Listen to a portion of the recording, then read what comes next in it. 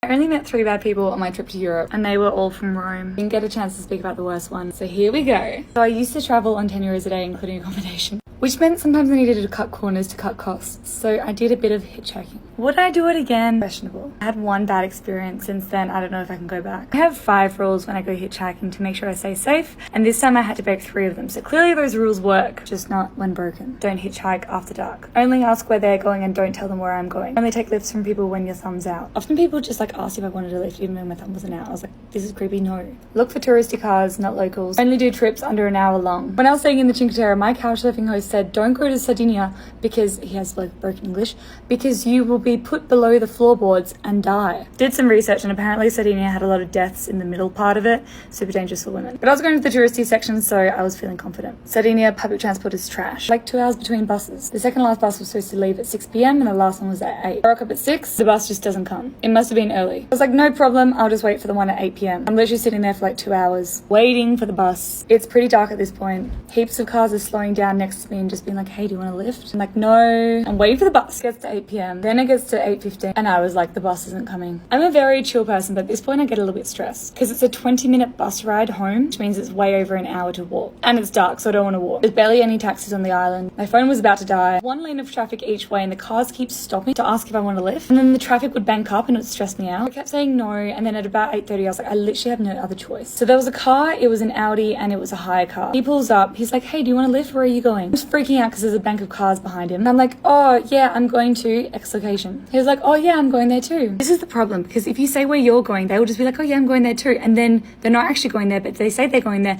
so that they can take advantage of you. Oh my gosh. In the car, I start recording on my camera just to make sure if anything bad happens, there's a record of it. Conversation starts off benign. He starts asking me how my day was and tell him I'm at the beach.